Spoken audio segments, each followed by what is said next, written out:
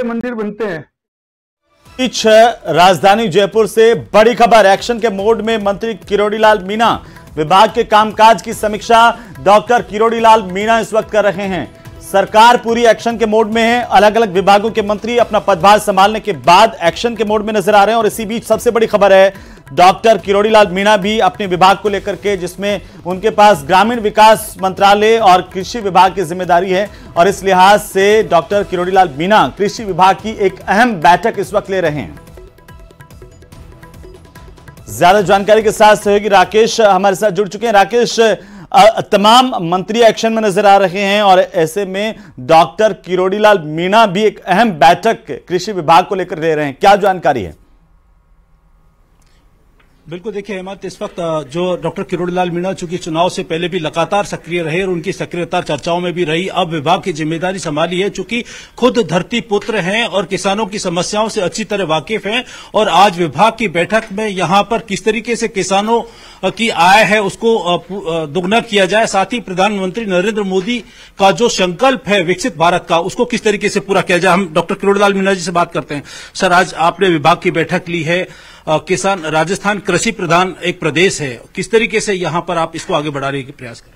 देखो, वैसे तो मैंने गांव में और किसान के घर में जन्म लिया है, लेकिन कृषि विभाग के पूरे अधिकारी यहां इस बात पर चिंतन कर रहे हैं, समीक्षा कर रहे हैं कि केंद्र और राज्य की कौन कौन सी योजनाएं चल रही हैं जो अपने राजस्थान के किसानों को लाभकारी हो सकती हैं, धरातल पर कितनी योजनाएं उतरी, कितनी कागजों पर दौड़ रही हैं, तो और कितने हमको हमारा लायबिलिटीज हैं। ये आप एक चित्र देख रहे हो जिसमें राज्य निधि केंद्र पूर्ति योजना का एक लक्ष्य है कि सीएसएस का कितना पैसा आया, कितना आना बाकी है, ऐसे स्टेट की प्लानिंग का कितना पैसा है, कितना पैसा हमको फाइनेंस से लेना है, एक बृहद चर्चा। और उसके बाद हम किसान यूनियंस को भी बुलाएंगे, उनकी क्या समस्याएं, और जो हमने संकल्प पत्र में जो किसानों के लिए जो वादा किया है, उस वादे को निभाने की दृष्टि से पहले मेरे को ये जानकारी लेना जरूरी है कि आखिर में कृषि विभाग में कौन कौन सी एक्टिविटी चल रही है। किसानों के लिए नवाचार, खेती में जिस तरीके के नवाचार दुनिया भर में आ रहे हैं, राजस्थान के किसानों को किस तरीके से हम आगे उन्नत बनाने के प्रयास करेंगे, साथ ही जो प्रयोगशालाएं हैं, लैब हैं, उन पर भी आपने मंथन किया है, कुछ अधिकारियों को भी आपने दिशा निर्देश दिए हैं बैठक में, किस तरीके से? देखो, ऐसा है, नवाचार तो अब समय है। पहले बैलगाड़ी से अपन खेती करते थे, फिर ट्रैक्टर पर आ गए, अब मोदी जी का ड्रोन महिला कृषक खेतों में उड़ाएगी, तो मॉडर्न होती जा रही है खेती।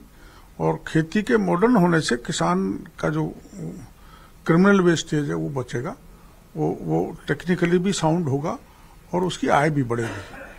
तो कैसे हम किसान को खर्चे कम हो और उसकी फसल की उपज का उचित मूल्य मिल जाए, उस दृष्टि से इन योजनाओं को धरातल पर लागू करने के लिए हम विचार विमर्श कर रहे हैं। प्रधानमंत्री नरेंद्र मोदी ने विकसित भारत का एक संकल्प लिया है, उस संकल्प को किसानों, राजस्थान में कृषि क्षेत्र को किस तरीके से विकसित और करेंगे? देखो, एक तो परंपरागत खेती से थोड़ा हटना चाहिए और एक केमिकल फ्री खेती होनी चाहिए। एक पहले जो हम फर्टिलाइजर्स यूज कर रहे थे और अब नैनो आ गया, तो दोनों यूज नहीं होनी चाहिए। किसानों को वैसे भारत ये जो विकसित यात्रा निकल रही है उसमें जानकारी दी जा रही है, लेकिन हम विभाग में विशेष कैंप लगा के ये किसानों को जागरूक करेंगे। मिलेट्स को प्रोत्साहन की बात है, मिलेट्स उत्पादन में राजस्थान देश के अग्रणी राज्यों में है। मिलेट्स पर किस तरीके से फोकस किया जा रहा है राजस्थान के अलग अलग संभाग वाइज, क्षेत्र वाइज जो माहौल कृषि एग्रीकल्चर का है उसमें? अब इसमें समय लगेगा। वैसे तो मिलेट्स, विशेषकर हमारा बाजरा जो राजस्थान में 90% देश में टॉप लेवल पर प्रोडक्शन है देश में बाजरे का। और अब श्री अन्न योजना जो भारत सरकार ने लागू की है, उसमें मोटे अनाज को प्रोत्साहन देने का है। हम अधिकारियों से चर्चा करके कि हमारा बाजरा ज्यादा से ज्यादा कैसे उसकी मार्केटिंग हो सके, उसके लिए हम योजना बनाएंगे।